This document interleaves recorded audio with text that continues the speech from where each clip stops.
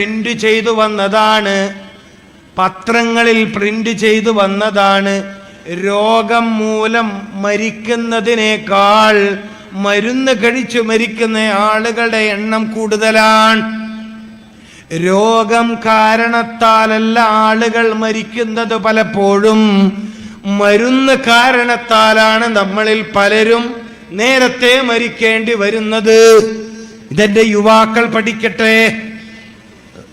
രോഗം വരണോ രോഗം വരാതിരിക്കണോ എന്നവർ ചിന്തിക്കട്ടെ, തീരുമാനിക്കട്ടെ.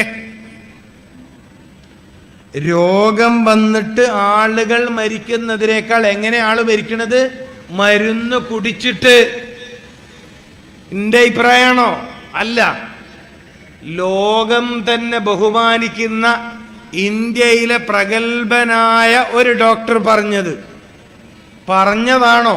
അത് രേഖയാണ്. എന്താ പറഞ്ഞത്?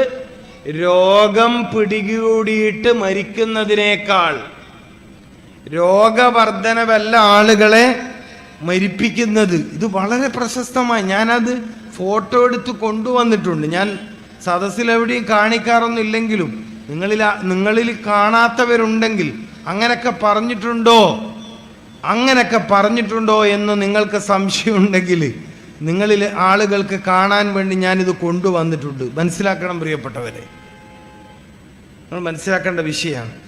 രോഗം പിടികൂടിയിട്ട് മരിക്കുന്നതിനേക്കാൾ ആളുകൾ മരിക്കുന്നത് മരുന്ന് കുടിച്ചിട്ട്. മരുന്ന് വേണോ വേണ്ടേ? മരുന്നില്ലാത്ത ജീവിതം വേണോ വേണ്ടേ? നിങ്ങൾ ചിന്തിക്കണം.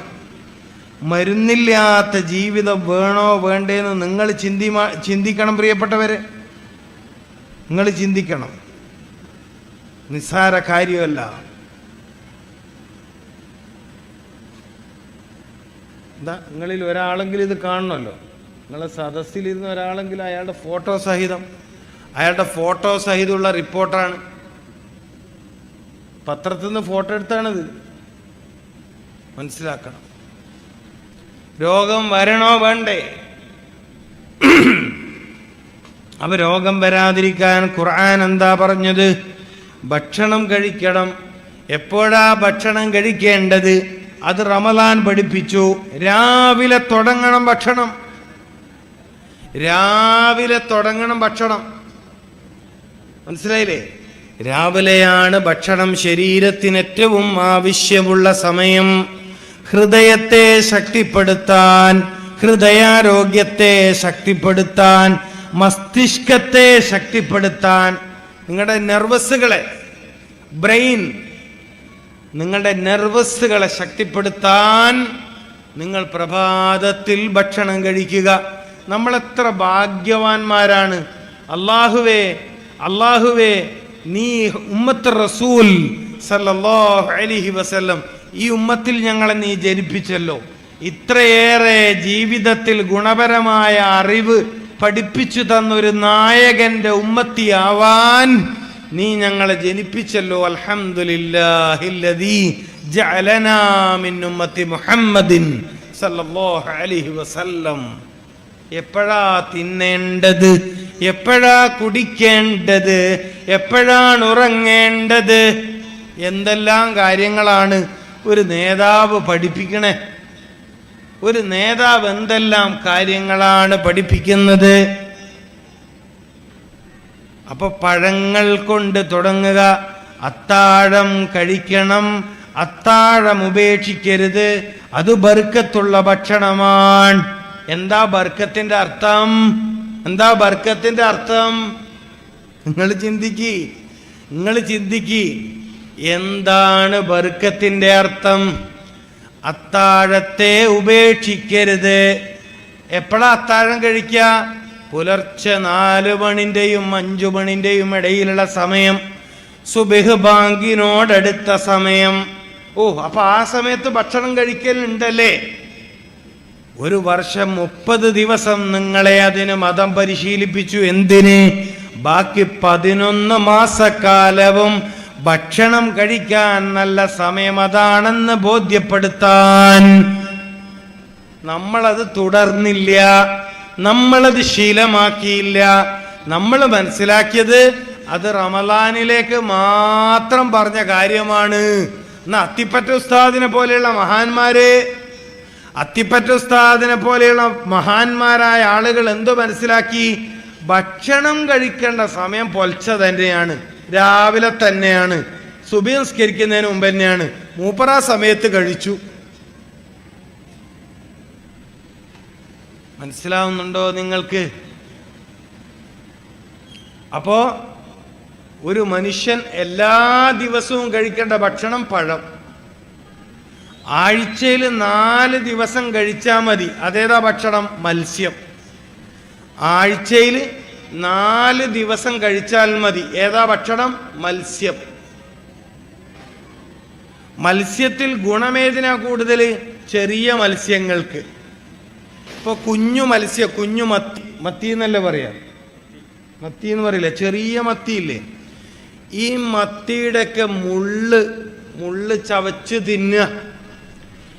പണ്ടുള്ള ആള് പറയലുണ്ട്, മെല്ലെ തിന്നാലും മുള്ളും തിന്നാന്ന് പറയലുണ്ട്. ഇവിടെ പറയലുണ്ടോ അത്? ഇല്ല അല്ലേ? നിങ്ങളൊന്നും പറയില്ലല്ലോ. ഉണ്ടാ?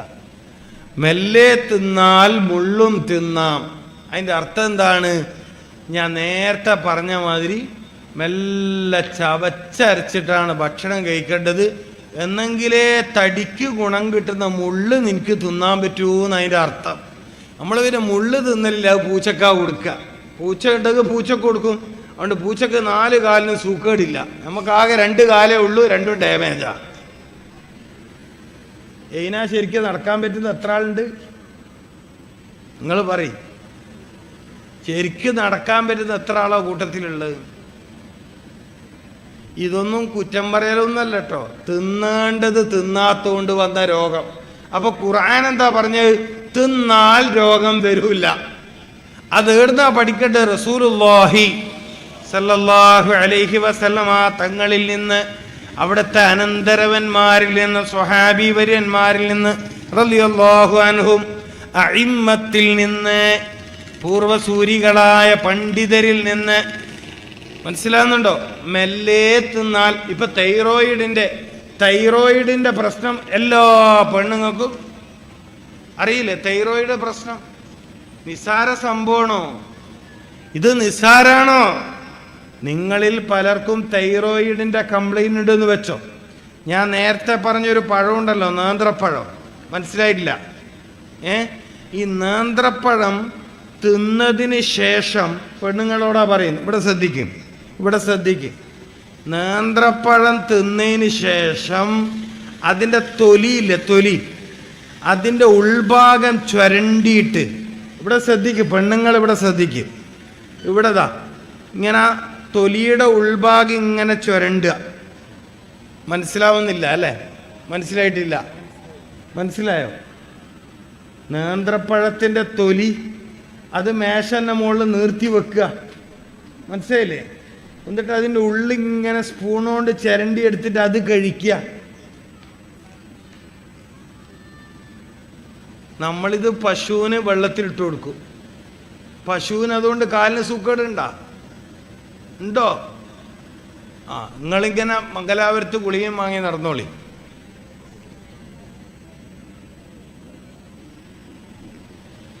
ഗുണമുള്ളതൊന്നും നിങ്ങൾ കഴിക്കുന്നില്ല പ്രിയപ്പെട്ടവരെ. ഖുർആൻ പറഞ്ഞത് ഭക്ഷണം കഴിക്കൂ, സൂക്കേട് വരൂല.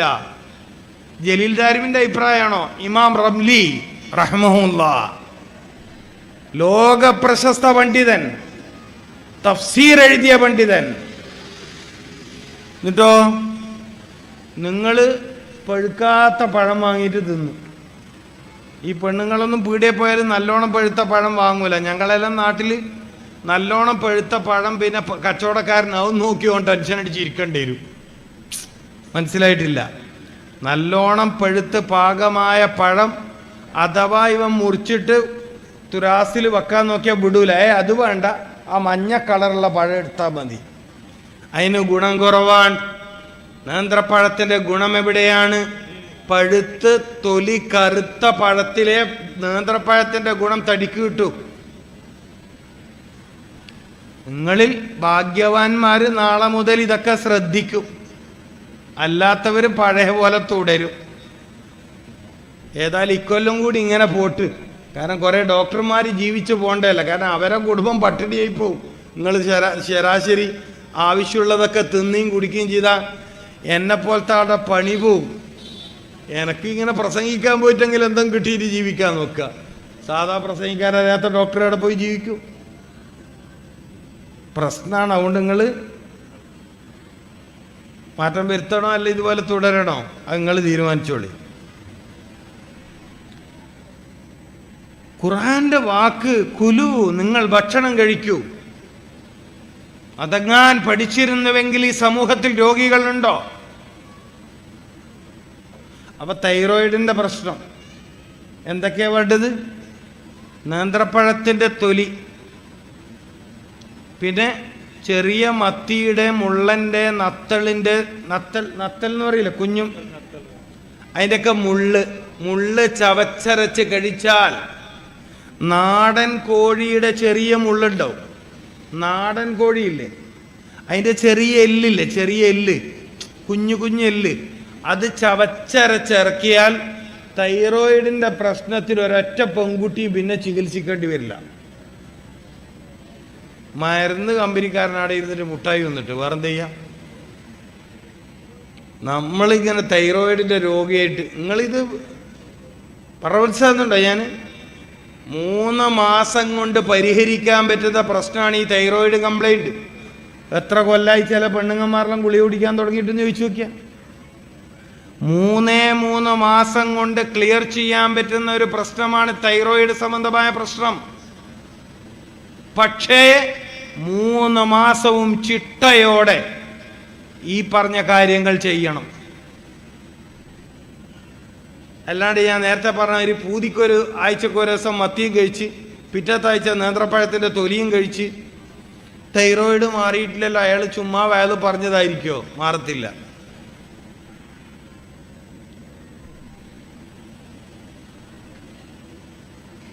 പിന്നെ ചില ആളുകൾക്കൊന്നും വീട്ടിൽ മരുന്നിലേക്ക് ഒരു സമാധാനക്കേടാണ്. അങ്ങനെയുള്ള കൗമുണ്ട്. മരുന്ന് തീർന്നാ ബേജാറുള്ളവർ, മരുന്നില്ലെങ്കിൽ പ്രയാസം. മരുന്നില്ലാണ്ട് എങ്ങനെയാ മുന്നോട്ട് പോവാ?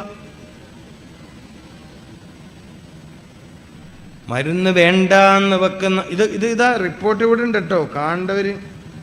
രോഗം മൂലം മരിക്കുന്നവരെക്കാൾ കൂടുതൽ പേർ മരിക്കുന്നത് മരുന്നുകളുടെ പാർശ്വഫലങ്ങൾ മൂലം.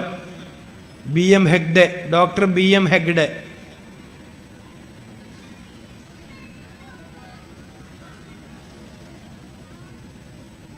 ഞാനതാ പറഞ്ഞത്, നമ്മുടെ സമൂഹത്തിൽ ഏറ്റവും മരുന്ന് കുടിക്കുന്നവർ ഈ സ്ത്രീകളാണ്. ഇവരെ കാര്യത്തിൽ നമ്മളൊരു തീരുമാനം എടുക്കണം.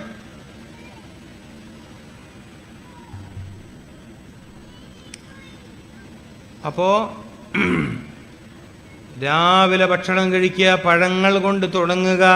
മനുഷ്യൻ ഭൂമിയിൽ താമസം ആരംഭിച്ചത് പഴഭക്ഷണത്തോടൊപ്പം സയ്യിദുനാ മുഹമ്മദുർ റസൂൽ സല്ലല്ലാഹു അലൈഹി വസല്ലമ തങ്ങൾക്ക് ഏറ്റവും താല്പര്യമുള്ള ഭക്ഷണം പഴമായിരുന്നു. പഴങ്ങൾ വളരെ താല്പര്യത്തോടെ കഴിക്കുന്ന ആളായിരുന്നു. നമ്മളങ്ങനെ ചെയ്യണം. അപ്പോ വിശക്കുമ്പോൾ മാത്രം ഭക്ഷണം കഴിക്കുന്ന ശൈലിയാണ് ഇസ്ലാം മുന്നോട്ട് വെക്കുന്നത്. എപ്പോഴാണ് ഭക്ഷണം കഴിക്കേണ്ടത്? എപ്പോഴാണ് ഒരു മനുഷ്യൻ ആരോഗ്യത്തിന് ഗുണപരമാകുന്ന രൂപത്തിൽ ഭക്ഷണം കഴിക്കേണ്ടത്? വിശക്കുമ്പോഴാണ് ഭക്ഷണം കഴിക്കേണ്ടത്. ഒരു മറുപടി അതാണ്. വിശപ്പില്ലെങ്കിലോ ഭക്ഷണം കഴിക്കാൻ പാടില്ല. അപ്പോൾ ഒരു ദിവസം മുഴുവൻ വിശക്കാത്ത ആളോ, അയാൾ ഡോക്ടറെ കാണുക. ഇസ്ലാം പഠിപ്പിക്കുന്നു, മുഹമ്മദ് റസൂൽ സല്ലല്ലാഹു അലൈഹി വസല്ലമ തങ്ങൾ പഠിപ്പിക്കുന്നു, വിശക്കുമ്പോഴാണ് ഭക്ഷണം കഴിക്കേണ്ടത്. അപ്പൊ സദസ്സിലുള്ള ഒരാൾക്ക് ചോദ്യം, ഒരാൾക്ക് തീരെ വിശപ്പില്ല, അപ്പൊ അയാൾ തിന്നണ്ടെന്നാണോ? അതെ, അയാൾ ഭക്ഷണം കഴിക്കേണ്ടതില്ല. അപ്പൊ അയാൾക്ക് കൂടുതൽ സൂക്കേട് വരൂലേ? ഇല്ല, അയാൾ ഡോക്ടറെ കണ്ടാൽ മതി. ഒരാൾക്ക് വിശപ്പില്ലെങ്കിൽ അയാൾ ഡോക്ടറെ കണ്ട് ചികിത്സ തേടണം. ഒരാൾക്ക് അമിത വിശപ്പുണ്ടെങ്കിലും അയാൾ ഡോക്ടറെ കാണണം. വിശപ്പ് ആരോഗ്യമാണ്, വിശപ്പ് ആരോഗ്യമാണ്, ദാഹം ആരോഗ്യമാണ്. ഇതൊക്കെ ആരോഗ്യത്തിൻ്റെ ലക്ഷണമാണ്. ഒരാൾക്ക് വിശപ്പ് വരിക എന്ന് പറഞ്ഞാൽ ആരോഗ്യത്തിൻ്റെ ലക്ഷണമാണ്. ദാഹം വരിക എന്ന് പറഞ്ഞാൽ ആരോഗ്യത്തിൻ്റെ ലക്ഷണമാണ്. 3 മണിക്കൂറിലൊരിക്കലെങ്കിലും മൂത്രമൊഴിക്കാൻ തോന്നുക എന്ന് പറഞ്ഞാൽ ആരോഗ്യമുള്ള മനുഷ്യൻ്റെ ലക്ഷണമാണ്. ഒരു ദിവസത്തിൽ 2 നേരമെങ്കിലും 2 പ്രാവശ്യമെങ്കിലും 40 വയസ്സിന് താഴെയുള്ളൊരു മനുഷ്യൻ ഒരു ദിവസത്തിൽ 2 തവണയെങ്കിലും മലവിസർജനം നടത്തുക എന്നുള്ളത് ആരോഗ്യമുള്ളതിൻ്റെ ലക്ഷണമാണ്. ശരീരത്തിൽ വിയർപ്പുണ്ടാവുക എന്നുള്ളത് ആരോഗ്യത്തിൻ്റെ ലക്ഷണമാണ്. ആരോഗ്യത്തിന് അങ്ങനെ കുറെ അടയാളങ്ങളുണ്ട്. ആരോഗ്യത്തിന് അങ്ങനെ കുറെ അടയാളങ്ങളുണ്ട്. അപ്പൊ വിശപ്പ് ആരോഗ്യമാണ്, അമിത വിശപ്പ് രോഗമാണ്. മനസ്സിലാക്കണം, അമിത വിശപ്പ് രോഗമാണ്. ചില പ്രമേഹ രോഗികളുണ്ട്, അവർക്ക് ചിലപ്പോൾ ഭയങ്കര വിശപ്പുണ്ടാവും. അത് അവർ കഴിക്കുന്ന ചില മരുന്നിൻ്റെ പ്രശ്നമാണ്. ചിലയിനം മരുന്നുകൾ വിശപ്പ് കൂട്ടും, ശ്രദ്ധിക്കണം.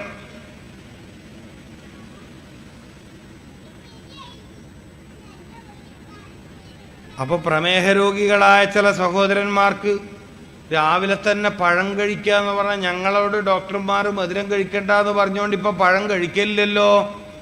എൻ്റെ പ്രിയപ്പെട്ട മുഅ്മിനീങ്ങളെ, പേരക്ക എന്ന പഴത്തിലൂടെ നിങ്ങൾക്ക് ഷുഗറിന് കംപ്ലൈൻറ്റ് വരില്ല, അത് മധുരമുള്ള പഴം.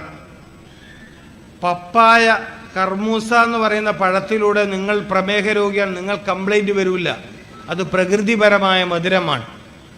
നേന്ത്രപ്പഴത്തിലൂടെയും നിങ്ങൾക്ക് ഷുഗറിന് പ്രത്യേക തകരാറൊന്നും വരില്ല. മധുരം പ്രശ്നം വരുത്ത് ബേക്കറി മധുരം, പിന്നെ പാൽപ്പൊടി ചേർത്ത ചായ, മിൽക്ക് പൗഡർ കമ്പനികൾ നിർമ്മിക്കുന്ന പാൽപ്പൊടി ചേർത്ത ചായ, അത് ഷുഗർ രോഗികൾ ഒഴിവാക്കൽ നല്ലതാണ്, നല്ലതാണ്. ബേക്കറി ഐറ്റംസ് ഒഴിവാക്കൽ നല്ലതാണ്. പിന്നെ ബ്രോയിലർ ചിക്കൻ ഒഴിവാക്കുന്നത് നല്ലതാണ്. പിന്നെ ചെമ്മീൻ, അയക്കൂർ, ആവോലി പോലത്തെ വലിയ കൊഴുപ്പുള്ള സാധനങ്ങൾ ഒഴിവാക്കൽ നല്ലതാണ്. തീരെ പറ്റൂല എന്നല്ല, ഒഴിവാക്കൽ നല്ലതാണ്. അതിലൊക്കെയാണ് ശ്രദ്ധിക്കേണ്ടത്. അല്ലാതെ നേന്ത്രപ്പഴത്തിലും പേരക്കയിലും പിന്നെ പപ്പായയിലും നിങ്ങൾ പേടിച്ച് ബേജാറായി മാറി നിൽക്കണ്ട. ഞാൻ പഴം കഴിക്കരുത് പറഞ്ഞപ്പോൾ കുറേ പ്രമേഹ രോഗികൾക്ക് ബേജാറുണ്ടാവേ, അതുകൊണ്ടാണ് ഞാനിത് ഓർമ്മിച്ച് പറഞ്ഞത്. അവർ ശ്രദ്ധിക്കേണ്ട കാര്യം ഇതൊക്കെയാണ്. അള്ളാഹു എല്ലാവരെയും ആരോഗ്യമുള്ള ജീവിതത്തിലേക്ക് എത്തിച്ചേരട്ടെ. ഞാൻ ഇനി ഒരു 5 മിനിറ്റ് കൂടി മാത്രമേ സംസാരിക്കുള്ളൂ, കാരണം എനിക്ക് 11 മണിക്കത്തെ ട്രെയിനിന് പോകണം. നാളെ സുബീക്ക് 5 മണിക്ക് വേറെ സ്ഥലത്ത് പരിപാടിക്ക് പോകേണ്ടതാണ്. അപ്പോൾ 8 മണിക്ക് പ്രസംഗം തുടങ്ങാൻ പറ്റുമെന്ന് കരുതിയിരുന്നു. 2 മണിക്കൂർ പ്രസംഗിക്കണമെന്നാണ് ഞാൻ ആഗ്രഹിച്ചിരുന്നത്, പക്ഷെ അതിന് പറ്റിയില്ല. 8:30 അപ്പോൾ ഒരു 5 മിനിറ്റ് കൂടി പറയും, കാരണം ഇല്ലെങ്കിൽ എൻ്റെ യാത്ര ബുദ്ധിമുട്ടാവും. യാത്ര ബുദ്ധിമുട്ടായാലും നാളത്തെ 2 പരിപാടി പ്രശ്നമാവും. പറഞ്ഞാൽ മനസ്സിലായില്ലേ? അപ്പോൾ കുറച്ച് കാര്യങ്ങൾ നിങ്ങൾക്ക് പഠിക്കാൻ പറ്റുന്ന കുറച്ച് കാര്യം പറഞ്ഞിട്ടുണ്ട്. എല്ലാ കാര്യങ്ങളും ഒറ്റ ദിവസം പഠിക്കാൻ പറ്റൂലല്ലോ. പിന്നെ എപ്പോഴെങ്കിലും അള്ളാഹു തൗഫീഖ് ചെയ്ത് വരാൻ അവസരമുണ്ടെങ്കിൽ അന്ന് ബാക്കി കാര്യം നമുക്ക് പഠിക്കാം. മനസ്സിലായില്ലേ? അപ്പോൾ മാത്രമല്ല, രാത്രി ഉറക്കൊഴിഞ്ഞാൽ പകൽ തീരെ ഉറങ്ങാത്ത ഒരാളാണ് ഞാൻ. എനിക്ക് പകൽ ഉറങ്ങാൻ സമയമില്ല. സാധാരണ നമ്മളെ ബഹുമാനപ്പെട്ട ഉസ്താദുമാർ, വയലു പറയുന്ന ഉസ്താദുമാർ തന്നെ അവർക്ക് പകൽ വിശ്രമമാണ്. എനിക്ക് ആശുപത്രിയിൽ പോയി രോഗികളെ നോക്കണം, കാരണം നാളത്തെ ടോക്കൺ ഇന്നേ അവർ കൊടുത്തു വെച്ചിട്ടുണ്ടാവും. നാളത്തെ ടോക്കൺ ഇന്നേ കൊടുത്ത് വയലു പറയാൻ പോയി എന്ന് പറഞ്ഞാൽ എനിക്ക് പകൽ ഉറങ്ങി ക്ഷീണം മാറ്റാൻ സമയമില്ല. മനസ്സിലാക്കണം. ഞാനിന്ന് ഹോസ്പിറ്റലിൽ നിന്നാണ് ഇങ്ങോട്ട് വന്നേ. സാധാരണ ഉസ്താദന്മാർ പള്ളിയിൽ നിന്നാണ് ഉസ്താദന്മാർ വയലിന് വരിക. അപ്പം ഇന്ന് വന്നത് പിന്നെ ഒരു ഉസ്താദ് അല്ലാത്തത് കൊണ്ട് തരക്കേടില്ല. ഞാൻ വന്നത് ഹോസ്പിറ്റലിൽ നിന്നാണ്, മനസ്സിലാക്കണം. അപ്പം എനിക്ക് പകല് ജോലി ഉള്ളതുകൊണ്ട് രാത്രി ഉറക്കൊഴിയാൻ കഴിയില്ല. അതുകൊണ്ട് ഞാൻ പ്രസംഗം നിർത്തുകയാണ് കേട്ടോ. ഒരു രക്ഷയിൽ നിങ്ങൾ വിചാരിക്കേണ്ട, വേഗം നിർത്തിയിട്ട് എന്താ പോയെന്ന് വിചാരിക്കരുത്. കാരണം എനിക്ക് മാക്സിമം ഒരു സ്ഥലത്ത് 2 മണിക്കൂറേ പറയാനൊക്കെ ഉള്ളൂ. പിന്നെ 11 മണിക്കാണ് ട്രെയിന്. റോഡ് വളരെ പ്രയാസമാണ്. സ്പീഡിൽ വണ്ടി പോകാമെങ്കിൽ നമ്മളാ ഡ്രൈവർ എങ്ങനെ ബുദ്ധിമുട്ടിയിട്ടാണ് ഇവിടെ എത്തിച്ചെന്നറിയോ. 8:05 ആകുമ്പോഴത്തേക്ക് മൂപ്പർ ഇവിടെ എത്തിച്ചിന്. പക്ഷേ പിന്നെ നമ്മളെല്ലാവരും എത്താനും വൈകി. ഇന്നലെ തുടങ്ങിയതുപോലെ ഇന്നും വൈകും എന്നൊക്കെ കരുതിയിട്ടായിരിക്കും. സാരമില്ല. ഏറ്റവും പ്രധാനപ്പെട്ട ഒരു പോയിന്റ് ഞാൻ നിങ്ങൾക്ക് പറഞ്ഞു തന്നിട്ടുണ്ട്. അതെന്താണ്? ഭക്ഷണം ശ്രദ്ധിച്ചാൽ തന്നെ സർവ്വരോഗത്തെ ഇല്ലാണ്ടാക്കാൻ പറ്റും. മുത്തുനബി സല്ലല്ലാഹു അലൈഹി വസല്ലമ തങ്ങളോട് റോം ചക്രവർത്തിമാരുടെ ചികിത്സിക്കുന്ന ഡോക്ടർമാരൊരു ചോദ്യം ചോദിച്ചു. റോമായിലെ ചക്രവർത്തിമാരെ, രാജാക്കന്മാരെ ചികിത്സിക്കുന്ന പ്രഗത്ഭന്മാരായ ഡോക്ടർമാർ മദീനയിൽ വന്നിട്ട് ചോദിച്ചു, മദീനയിൽ എന്തുകൊണ്ടാണ് സൂക്കേടില്ലാത്തതെന്ന്. ഈ ഒരൊറ്റ പോയിന്റ് പഠിച്ചാൽ മതി, ഇന്നത്തെ വയൽ നിങ്ങൾക്ക് മതിയാവും. മദീനയിൽ എന്താ രോഗികളില്ലാത്തത്? മുത്തനബി പറഞ്ഞ മറുപടി, വിശന്നാലേ ഭക്ഷണം കഴിക്കാറുള്ളൂ. വിശന്നാലേ ഭക്ഷണം കഴിക്കാറുള്ളൂ. രണ്ടാമത്തെ മറുപടി, ഭക്ഷണം കഴിച്ചാൽ അവർക്ക് വയറ് നിറയാറില്ല. ഈ 2 കാര്യങ്ങൾ നിങ്ങൾക്ക് ജീവിതത്തിൽ തുടരാൻ പറ്റുമെങ്കിൽ, തുടരാനല്ല തുടങ്ങാൻ പറ്റുമെങ്കിൽ, തുടരാൻ എന്ന് പറയണമെങ്കിൽ ഇന്നലെ ചെയ്തല്ലേ നാളെ തുടരുണ്ട്. വിശന്നാൽ മാത്രം ഭക്ഷണം കഴിക്കുക, ഭക്ഷണം കഴിച്ചാൽ വയറ് നിറയരുത്. ഈ ഒരൊറ്റ കാരണം കൊണ്ട് നിങ്ങൾക്ക് ഒരുപാട് രോഗങ്ങളെ ഇല്ലായ്മ ചെയ്യാൻ കഴിയും. അതിൻ്റെ സയൻസ് പറയാൻ ഇപ്പം സമയമില്ല, ഒരു പോയിന്റ് പറഞ്ഞു തന്നു. അപ്പൊ വിശക്കുമ്പോഴാണ് ഭക്ഷണം കഴിക്കേണ്ടത്. ഭക്ഷണം കഴിക്കുന്ന സമയത്ത് നിങ്ങൾക്ക് വുളു ഉണ്ടെങ്കിൽ ആ ഭക്ഷണത്തിന്റെ ഗുണം നിങ്ങളുടെ ശരീരത്തിൽ ഇരട്ടിക്കും.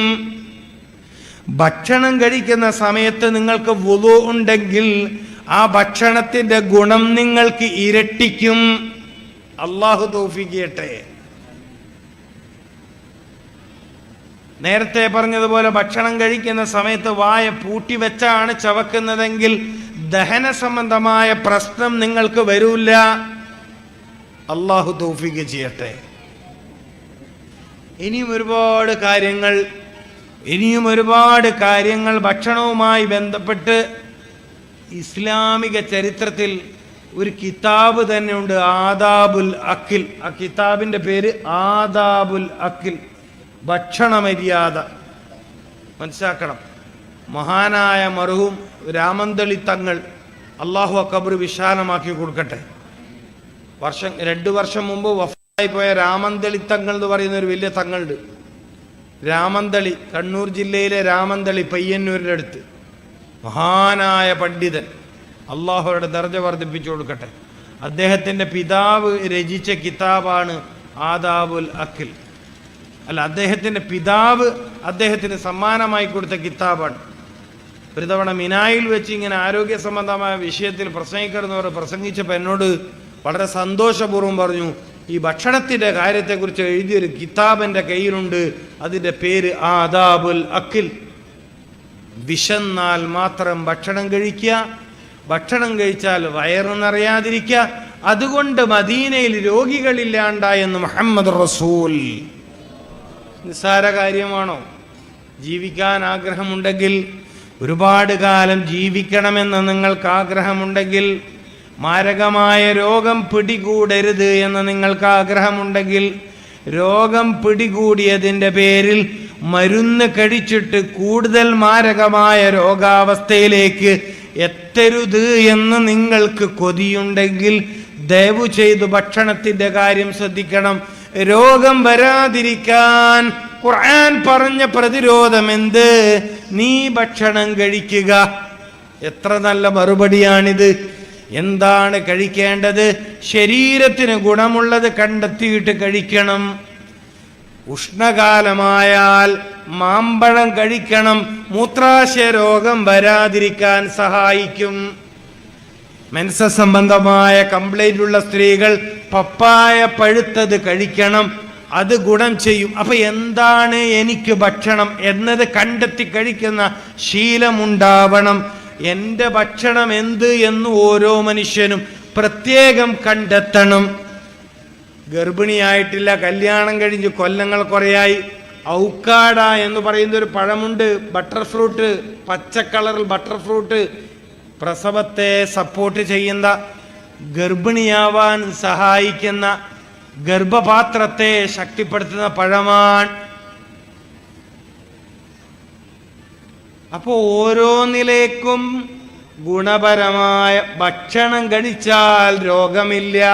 അപ്പൊ രോഗം വരാതിരിക്കാൻ ഭക്ഷണം, അപ്പൊ കാഴ്ചശക്തി കുറയാതിരിക്കാൻ ബദാം കഴിക്കുന്നത് നല്ലതാണ്. അപ്പൊ ഓരോന്നിലേക്കും ഭക്ഷണം,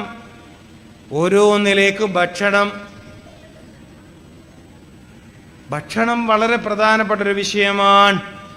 അതുകൊണ്ടാണ് ഈ ഭൂമിയിലെ മനുഷ്യന്റെ ഏറ്റവും അടിസ്ഥാനപരമായ 3 കാര്യങ്ങൾ ഏതൊക്കെ? ഒന്ന് ഭക്ഷണം, മറ്റൊന്ന് വസ്ത്രം, മറ്റൊന്ന് പാർപ്പിടം. വീട് നിർമ്മാണത്തിലെ അപാകത കൊണ്ടുവരുന്ന രോഗങ്ങൾ ഒരുപാട് പറയാനുണ്ട്. പ്രസംഗം നിർത്തല്ലേ, പറയാൻ കഴിയില്ല. നിങ്ങൾ നിർമ്മിച്ച വീടിന് സംഭവിച്ച അപാകത കൊണ്ട് നിങ്ങൾക്ക് വരുന്ന രോഗമുണ്ട്, പറയാൻ സമയമില്ല. രോഗങ്ങളെ തടഞ്ഞു നിർത്താൻ വീട്ടുമുറ്റത്ത് നടയേണ്ടുന്ന അത്തി പോലോത്ത മരം, അത്തിപ്പഴത്തിൻ്റെ മരം, തെങ്ങ് ഇപ്പോൾ ഇത് കണ്ടില്ല പള്ളിയുടെ മുമ്പിൽ, അവിടെ തെങ്ങല്ലേ അത് തെങ്ങാണോ? ഇപ്പൊ വീട്ടിന്റെ മുറ്റത്തൊരു തെങ്ങ് നടുക, എന്നിട്ട് ആ തെങ്ങിന്റെ ഓലയിൽ തട്ടിയ കാറ്റ് നമ്മുടെ നെഞ്ഞിന് തട്ടുക, അതിന്റെ ഗുണമുണ്ട്, പറയാൻ സമയമില്ല. അപ്പൊ വീട് നിർമ്മാണത്തിലെ അപാകത കൊണ്ടുവരുന്ന രോഗങ്ങളുണ്ട് പ്രിയപ്പെട്ടവരെ. വസ്ത്രം ധരിക്കുന്നതിലെ അപാകത കൊണ്ടുവരുന്ന രോഗമുണ്ട്. ടൈറ്റായ പാൻറ് ധരിക്കുന്ന ചെറുപ്പക്കാർക്ക് എന്തെല്ലാം സൂക്കേട് വരും. സംഭവം നല്ല ഫാഷനാണ്, പക്ഷേ എല്ലാ ദിവസവും ടൈറ്റായ പാൻറ് ധരിച്ച് നടക്കുന്ന ചെറുപ്പക്കാർക്ക് വരുന്ന രോഗം പറയാനുണ്ട്. ഒരുപാട് കാര്യങ്ങൾ പഠിക്കാനുണ്ട്. ഇത്തരമൊരു വിഷയം ചർച്ചയ്ക്ക് തിരഞ്ഞെടുത്ത ബഹുമാനപ്പെട്ട മഹല്ല് ഭാരവാഹികൾ ഞാൻ അങ്ങേറ്റം അഭിനന്ദിക്കുകയാണ്. നിങ്ങൾ ഈ മഹല്ല് നിവാസികൾക്ക്, ഈ നാട്ടുകാർക്ക് നിങ്ങൾ ചെയ്തു കൊടുത്ത വലിയൊരു സേവനമാണ്. ഇത് തുടങ്ങിയിട്ടേ ഉള്ളൂ. ഇതൊരുപാട് പഠിക്കാനുണ്ട്. ഓരോ രോഗങ്ങളും വരുന്ന വഴികളെക്കുറിച്ച് മനസ്സിലാക്കാനുണ്ട്. ഏറ്റവും പ്രധാനപ്പെട്ട, എല്ലാവർക്കും ഒരുപോലെ ഉപകാരപ്പെടുന്ന ഭക്ഷണവുമായി ബന്ധപ്പെട്ട കുറഞ്ഞൊരു കാര്യം മാത്രമേ ഞാൻ തുടങ്ങി വെച്ചിട്ടുള്ളൂ. വെള്ളം പറയാനുണ്ട്. കുടിക്കുന്ന വെള്ളത്തെക്കുറിച്ച് ഒരുപാട് കാര്യം പറയാനുണ്ട്.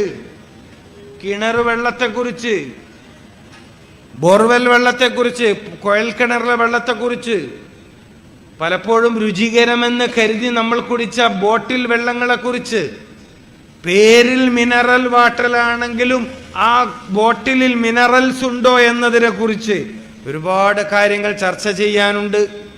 വെള്ളം കുടിക്കാത്തതിൻ്റെ പേരിൽ വരാൻ സാധ്യതയുള്ള, മതിയായ അളവിൽ വെള്ളം കുടിക്കാത്തതിൻ്റെ പേരിൽ വരാൻ സാധ്യതയുള്ള മൂത്രാശയ രോഗത്തെക്കുറിച്ചും കിഡ്നി സംബന്ധമായ അപകടത്തെക്കുറിച്ചും ഈ സമൂഹം ബോധവൽക്കരിക്കപ്പെടേണ്ടതുണ്ട്. മനസ്സിലാക്കണം. അങ്ങനെ ഒരുപാട് കാര്യങ്ങൾ നമുക്ക് പഠിക്കാനും മനസ്സിലാക്കാനുമുണ്ട്. അള്ളാഹു നമുക്ക് അതിലേക്കുള്ള വഴി എളുപ്പമാക്കി തരട്ടെ. അള്ളാഹു നമ്മളെ അതിലേക്കുള്ള വഴി എളുപ്പമാക്കി തരട്ടെ. സയ്യിദുനാ മുഹമ്മദ് റസൂൽ സല്ലല്ലാഹു അലൈഹി വസല്ലം ജീവിതത്തിലെ വലിയ സൗഭാഗ്യമാണ്, നമുക്ക് അള്ളാഹു നൽകിയ വലിയ സൗഭാഗ്യമാണ്. ഏറ്റവും ശരിയായ ജീവിത വിജയത്തിന്റെ മാർഗങ്ങൾ പഠിപ്പിച്ചു തന്ന ദൂതരാണ്. ആ വഴി പഠിക്കുക. നമ്മൾ ഏറ്റവും ലാസ്റ്റത്തെ ഒരു വാക്കുകൂടി പറഞ്ഞ് ഞാൻ പ്രസംഗം നിർത്താൻ. ഇന്ന് വ്യാപകമാകുന്ന രോഗങ്ങളെക്കുറിച്ച്, ഇന്ന് സമൂഹത്തിൽ വ്യാപകമാകുന്ന രോഗങ്ങളെക്കുറിച്ച് പൊതുവെ ഡോക്ടർമാർ പറയുന്ന ഒരു പേരുണ്ട്, ലൈഫ് സ്റ്റൈൽ ഡിസീസ്, ജീവിതശൈലി രോഗം.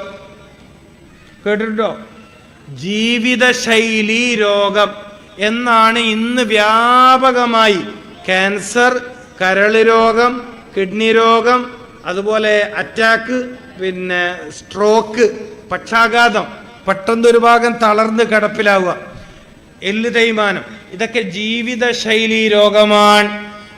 രോഗം വരാത്ത ശൈലിയുണ്ട്,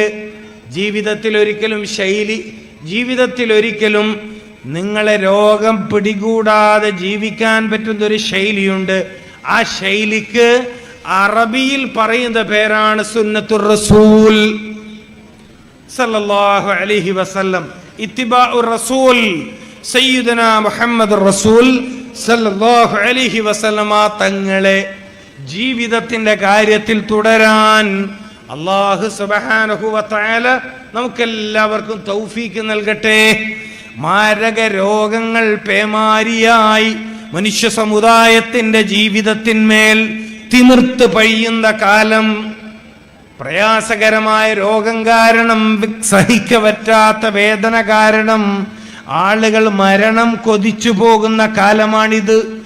ഖുർആൻ പറയണം, ഹദീസ് പറയണം, രോഗമുക്ത സമൂഹത്തെ, രോഗമില്ലാത്ത സമൂഹത്തെ ഖുർആനിലൂടെ സാധ്യമാക്കാൻ കഴിയുമെന്ന് നമുക്ക് ബോധ്യപ്പെടുത്താൻ കഴിയും.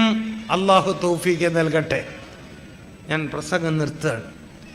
ഞാൻ പറഞ്ഞു വന്നത്, വിശുദ്ധ ഖുർആനിൽ രോഗം വരാതിരിക്കാനുള്ള വഴി പറഞ്ഞിട്ടുണ്ട്. അതിലൊരു കാര്യം മാത്രമാണ് തുടങ്ങി വെച്ചത്. 1.25 മണിക്കൂർ സമയമായി. ഒരു വിഷയമേ തുടങ്ങി വെച്ചിട്ടേ ഉള്ളൂ. ആ വിഷയം തീർന്നിട്ടില്ല. പലതും പറഞ്ഞിട്ടില്ല. ചിക്കനും തൈരും ഒന്നിച്ച് കഴിച്ചാൽ വരുന്ന അപകടത്തെക്കുറിച്ച് ഞാൻ പറഞ്ഞിട്ടില്ല. ചിക്കൻ ബിരിയാണി കഴിക്കുമ്പോൾ തൈര് കൂട്ടി കഴിച്ചാലുള്ള ബുദ്ധിമുട്ട് ഞാൻ പ്രസംഗിച്ചിട്ടില്ല. സമയമില്ല. അപ്പൊ ഒരു വിഷയം തുടങ്ങി വെച്ചിട്ടേ ഉള്ളൂ. അത്രമേൽ പ്രവിശാലമാണ് വിശുദ്ധ ഖുർആൻ. അതിനെ അധികരിച്ചുകൊണ്ട് മുഫസ്സിറുകൾ അതിൽ നിന്ന് കണ്ടെത്തിയിട്ട്, ഇമാമിങ്ങൾ അതിൽ നിന്ന് കണ്ടെത്തിയിട്ട്, കേരളത്തിലെ ഉലമാക്കൾ നമുക്ക് പകർന്നു നൽകിയ അറിവുകൾ അത്ര വലുതാണ്. ഇത് തുടങ്ങി വെക്കാനെങ്കിലും ഈ റബീഉൽ അവ്വൽ മാസത്തിൽ നമുക്ക് അല്ലാഹു അവസരം തന്നത് അൽഹംദുലില്ലാഹ് വലിയ ഭാഗ്യമാണ്. അല്ലാഹു ഈ മജ്ലിസിൽ, ഈ ഒരുമിച്ച് കൂടിയവരിൽ എന്തെങ്കിലും പ്രയാസമുള്ള രോഗമുള്ളവരുണ്ടെങ്കിൽ അവർക്ക് അല്ലാഹു ശിഫ കൊടുക്കട്ടെ. അല്ലാഹുവേ, ഞങ്ങൾ മുഅ്മിനീങ്ങൾ എല്ലാവർക്കും ഈമാൻ ശക്തിപ്പെടുത്തി തരണേ അല്ലാഹ്.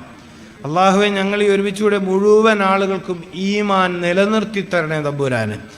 രോഗമുള്ളവരുണ്ടെങ്കിൽ അവർക്ക് ശിഫ നൽകണേ അല്ലാഹ്. ശിഫ നൽകണേ അല്ലാഹ്. ആഫിയത്ത് പ്രദാനം ചെയ്യണേ അല്ലാഹ്.